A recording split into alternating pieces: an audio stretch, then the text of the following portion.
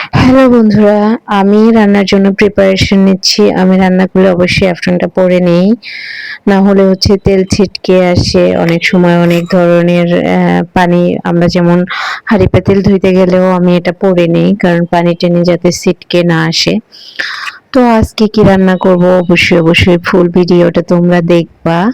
আর আমি রান্না করতে গেলেও একটু ঢং রং করে রান্না করি, আমার কাছে এটা ভালো লাগে।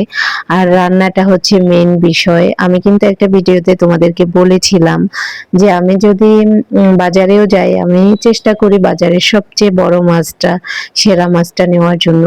আমি কখনোই কম দামি কিছুর দিকে আমার নজর যায় না, মানে খাবার দাবারের বিষয়টা যেটা, কম দামি জিনিসের দিকে আমার নজর একটু কমই যায়।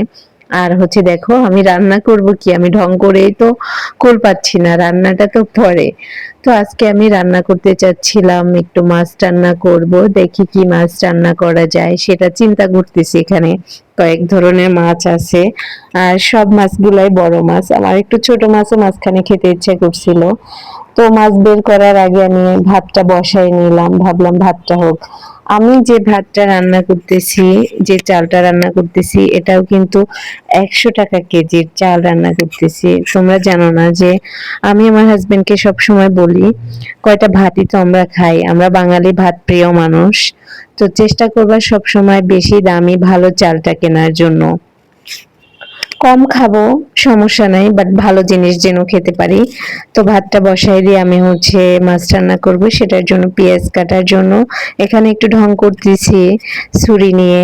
তো হচ্ছে আমি তো কখনো শেফ হতে পারবো না, ভালো শেফ, তারপরেও দেখি শেফরা সুন্দর ছুরি নিয়ে ঢং রং করে, তো আমি ওদের মতো একটু ঢং করতেছিলাম ওখানে দাঁড়ায় দাঁড়ায়। তো যাই হোক, এখানে হচ্ছে আমি একটা ভিডিও করতেছি, আর মাঝখানে হচ্ছে দিনিয়ার সাথে কথা বলতেছিলাম, এটার জন্য বারবার আমার মুখ নড়তেছে। তো এই পেঁয়াজ কাটতেছিলাম, এখানে দেখো কত সুন্দর করে আমি পেঁয়াজ কাটতেছি। যদিও পারফেক্ট হচ্ছে না, তারপরেও আমি কিন্তু ভালোই কাটতে পারি মোটামুটি। আর ছুরির থেকে আমার বটির কাটাটা অনেক সুন্দর হয়, কিছু করার নাই। এখানে হচ্ছে দাঁড়ায় যেহেতু কাটবো, সেহেতু ছুরি দিয়ে কাটাটাই বেটার মনে হচ্ছে। আর কাটাকাটি যেরকমই হোক না কেন, রান্নাটাই আপনার মেন। ভাতের পাতিলটা উঠাইয়া তারপর আমি দিনের জন্য একটু নুডলস রান্না করে নিয়েছি আমার মেয়ের জন্য। তো হচ্ছে সকালে তেমন কিছু খাইনি, একটা ব্রেড খেয়েছে, একটা কলা খেয়েছে, তাই চাইলাম একটু ওর জন্য নুডলস রান্না করে দেই যাতে ওর পেটটা একটু ভরে।